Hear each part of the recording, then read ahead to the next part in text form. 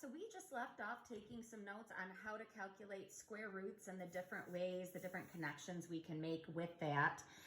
So this is now in this video where we're going to focus. So looking at these non-perfect squares. So we said perfect squares are rational. So it is a whole number times itself.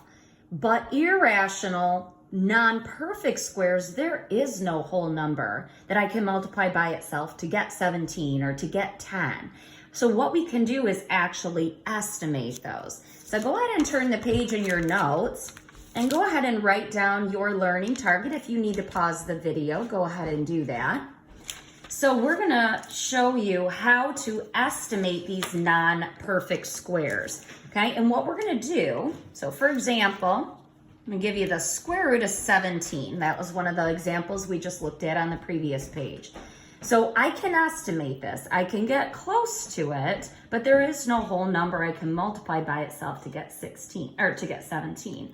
So what you have to do is you have to find the closest perfect squares on either side of 17. And that's where that chart that you're filling out today for your practice assignment, that's where that's really going to come in handy. So if I think on the lower side of 17, what would be the closest perfect square? So 1 times 1 I know is going to give me 1. 2 times 2 is going to give me 4. 3 times 3 is going to give me 9. 4 times 4 is going to give me 16. Oh, that's really close to 17. All right, so I'm going to say that the square root of 16 then is going to be the closest I can get to 17. And I know that 16 is a perfect square. I know that's equal to 4 because 4 squared, or 4 times 4, is equal to 16. Now I need to do the same thing on the higher side. So if I know 4 squared gives me 16, what about 5 squared? Well, 5 squared is going to give me 25. So on the higher side here, okay, I'm going to write the square root of 25. And I know that that equals 5.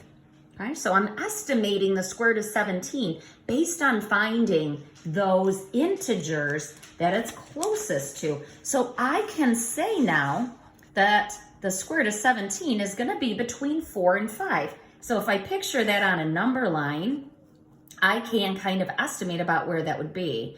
Okay, so if I've got, say, 0 here, and there's 1, 2, 3, 4, 5, and I can keep going. So on this number line, if I'm estimating the square root of 17, it's between 4 and 5. So I know it's going to be somewhere in here, somewhere between 4 and 5.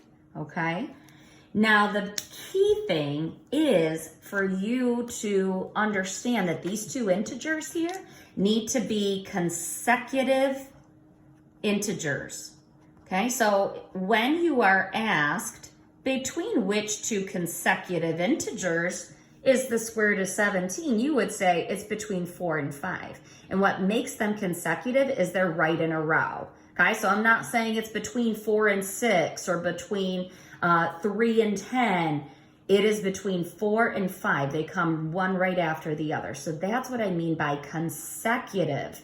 And integers, remember, means a whole number. Okay?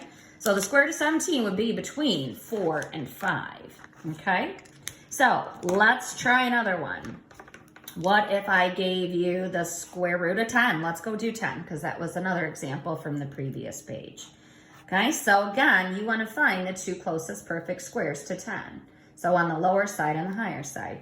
So like we said, 1 squared is going to give you 1, 2 squared is going to give you 4, 3 squared is going to give us 9. That's pretty close there to 10. So we're going to say the closest perfect square to 10 is going to be 9. That's 3 times 3. Okay, so when I calculate that square root out, square root of 9 is equal to 3. Okay, then I need to do the same on the higher side. So if I know 3 squared equals 9, what would be 4 squared? That would be 16, right? So the square root of 16 is the next perfect square after the square root of 9, and we know that that's equal to 4. So we would then say that the square root of 10 is going to be between 3 and 4. And again, these are consecutive integers because they are one right after the other. They're right in a row. And so if I were to go and put this on the number line, the square root of 10 would fall somewhere right in there, somewhere between 3 and 4.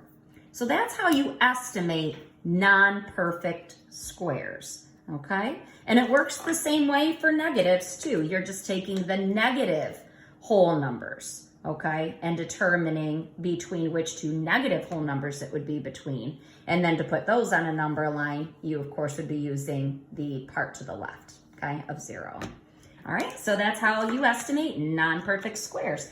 If when you get started on your assignment for today, you have any questions, make sure to check out those extra videos we posted and send me an email if you have any questions. See you guys later.